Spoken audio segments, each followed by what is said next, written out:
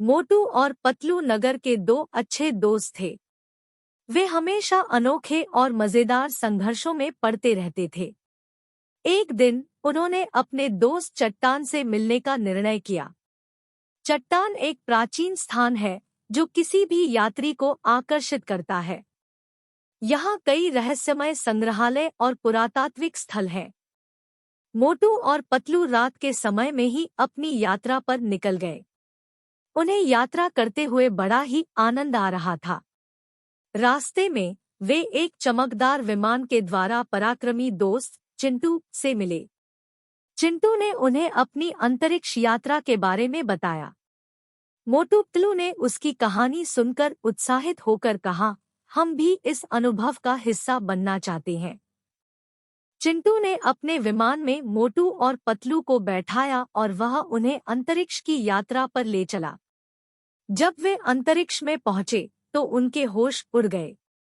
वहां देखने को कुछ नया ही था। सितारों की चमक, ग्रहों का खगोलीय खेल और विशाल ब्रह्मांड की अद्भुतता ने उन्हें वाहवाही कर दी। मोटू ने पूछा, यहाँ हम क्या कर सकते हैं? चिंटू हंसते हुए उत्तर दिया, अंतरिक्ष में हम कुछ भी कर सकते हैं।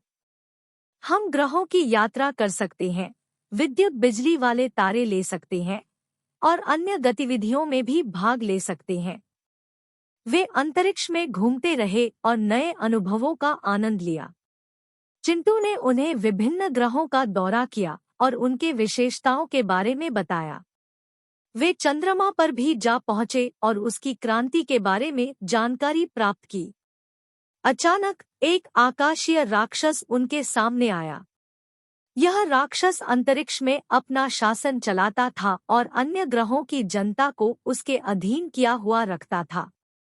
वह अपनी शक्ति का दर्पण दिखाने आया था। राक्षस ने चिंटू को देखकर कहा, तूने मेरे अधीन नहीं होकर कैसे यहाँ आ सका? चिंटू ने बड़े साहस से कहा, मैं इस अंतरिक्ष का नागरिक हूँ और यह अंतरिक्ष सभी के लिए है। तुम अन्यों की स्वतंत्रता को छीन नहीं सकते। राक्षस को चिंटू की ये बात पसंद नहीं आई। वह उन्हें लड़ने के लिए चुनौती देने लगा। मोटू पतलू ने उसे हराने का निर्णय किया। वे राक्षस के सामने खड़े हो गए और उससे युद्ध करने लगे। लड़ाई बहुत तीव्र थी। मोटू पतलू ने अपनी होशियारी और अद्भुत योग्यता का प्रदर्शन किया।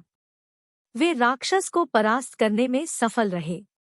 राक्षस ने हार मान ली और उन्हें सम्मान दिया।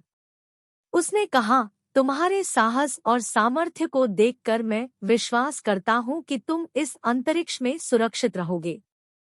मोटू पतलू और चिंटू ने राक्षस के धन्यवाद किया और अपने घर की ओर रवाना हुए।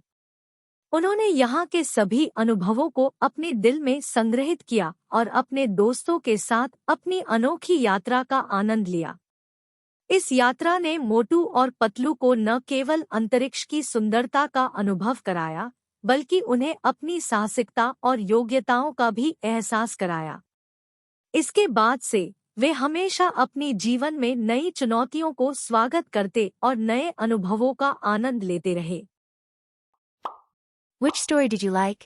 Tell us in the comment box and like and share. Don't forget to subscribe to our story.